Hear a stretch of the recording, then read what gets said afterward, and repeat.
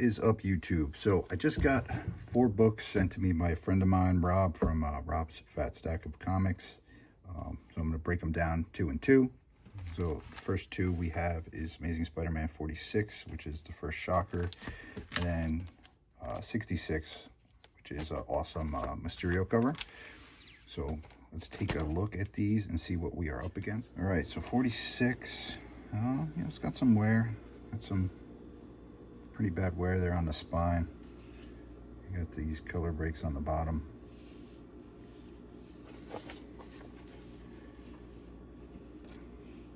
You got staining on the back cover. Could probably get this lightened up a bit, get this a little bit cleaner. You got a little stain right there as well.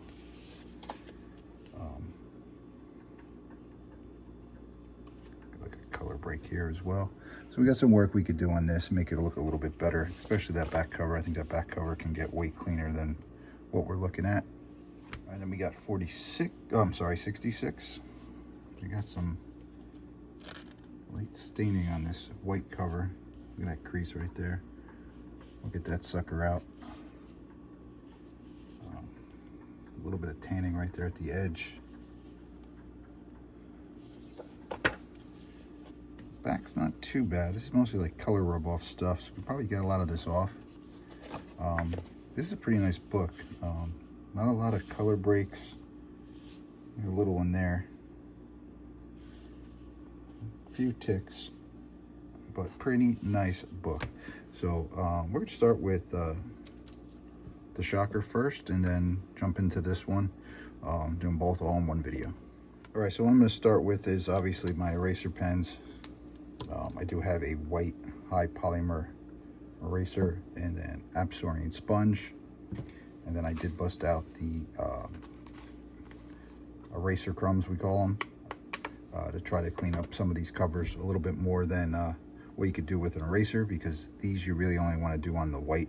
You don't want to do on the color, because you will take some of the color off. This is safer for color.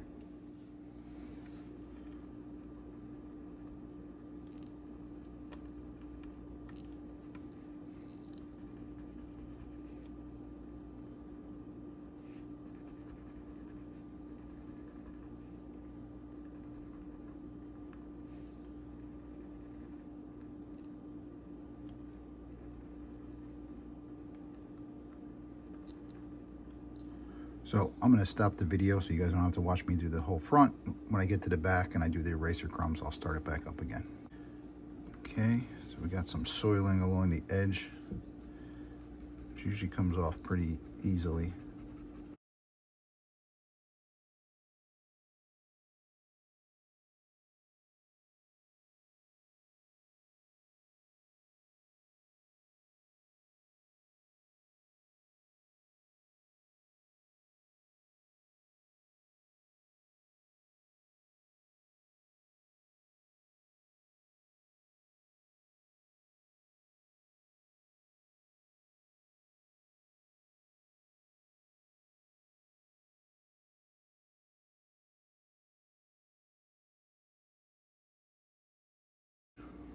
Hue on the edge.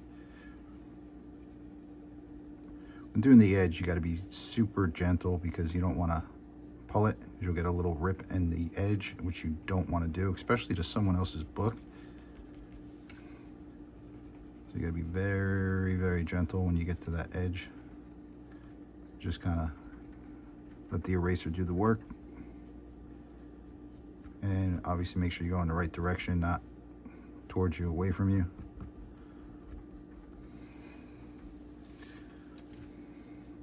Try to clean up the middle a little bit. I got these little dots on books. Sometimes it's like, I don't know if it's part of the printing or it's a stain or something. So if it doesn't come off, I don't fight with it, because it might actually be part of the printing.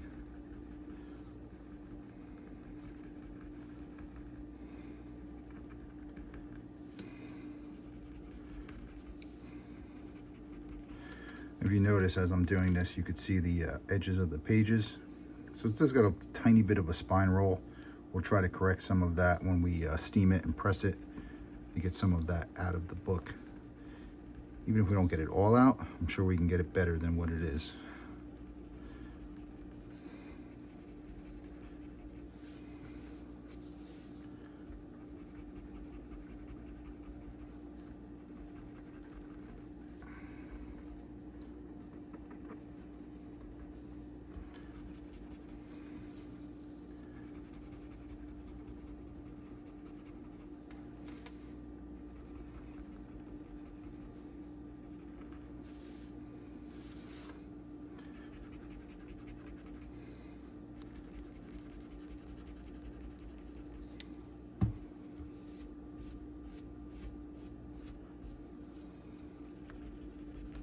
Some stubborn stains here.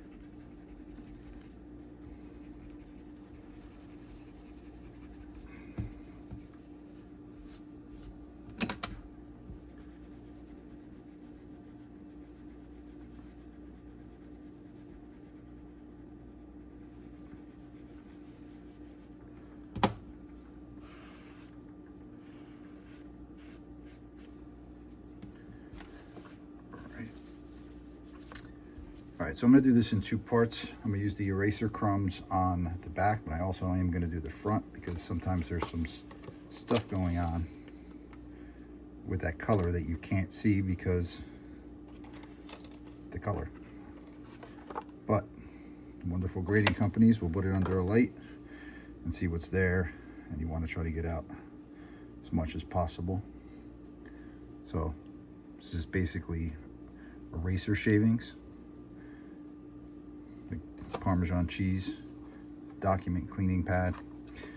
Some people actually try to rub these on the book. I'm not a fan of that. So the best thing to do is just get these crumbs kind of all over and just kind of caress them, because they will do work as they're rolling around the book, and they're very safe. I don't want to say very safe, but they're safe for color. They're not going to damage color because you're rolling them. You're not scrubbing them.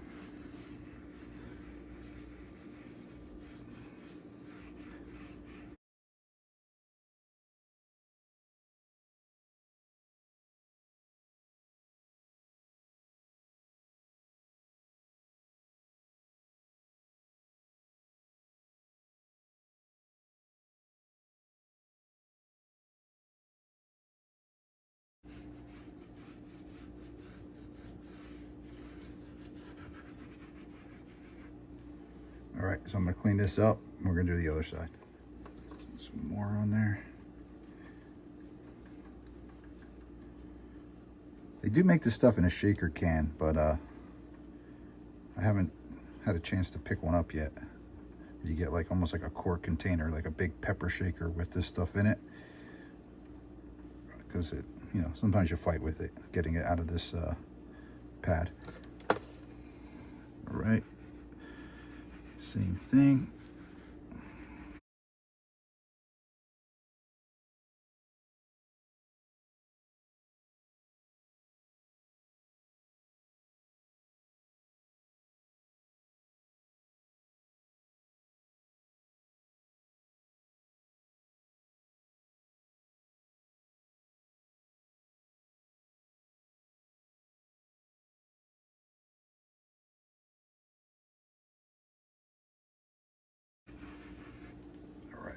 Let me get this cleaned up, which is a pain in the butt because you got to wipe this book down like a million times. So that stuff's a mess, and I literally just vacuumed my counter, but you can still feel a little bit on the book, so you got to go over this sucker quite a few times to get it all off. It's a cotton round. Swiped them from my wife's medicine cabinet. I'm kidding, I bought them. But you could probably find them there if you're looking for them. It's basically a flat cotton ball. All right.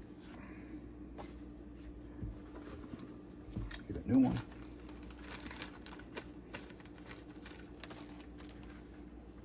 Excuse me.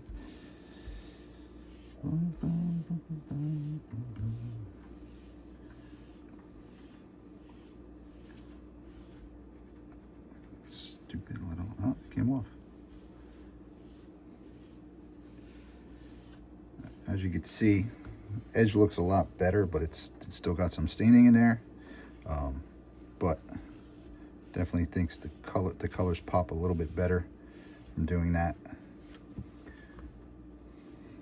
And now we're going to steam it and get it in the press. Okay, so I use a clothing steamer and I use distilled water.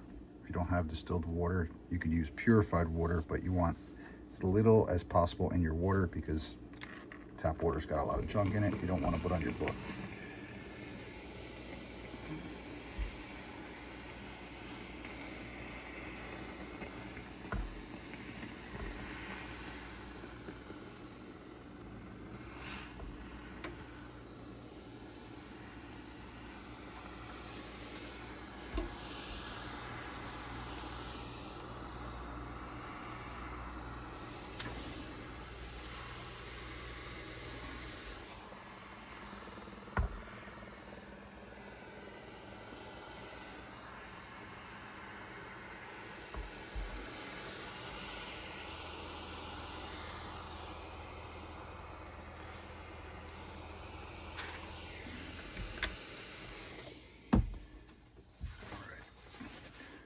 So I don't use backer boards, I don't use paper, I use cardstock inside the cover, the back cover, and then the front cover as well. This is a silicone parchment paper.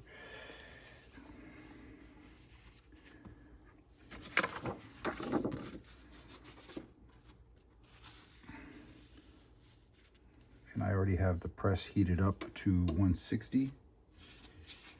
Which is what I use for Silver Age, Bronze Age books. I know some people say that's a little hot, but not every press is built different. 160 on mine, might be 150 on yours. You get the idea. All right, over to the press. Okay, so I use a swing away press. Obviously, it lets me position the book the way I want it. And some people argue, oh yeah, but I watch these guys, they use a clam. I follow the rules of physics. Clam will squish your book and could possibly give you a spine roll that you didn't have. So I always like the swing away that just goes up and down. All right, so other thing is you don't want to squish the crap out of your book. I can already tell it's way too much tension. So I got to back this off a full turn. That's probably perfect right there. So 160 degrees. I'm going to leave it in here for 5 minutes, and unfortunately I have to let it cool off for about 3 hours before I take it out. So see you in a few minutes. All right, let's see what we look like.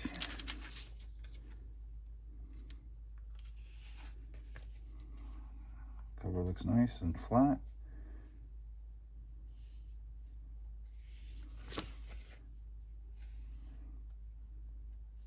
That looks good. Let's get these boards out so we can see a little better.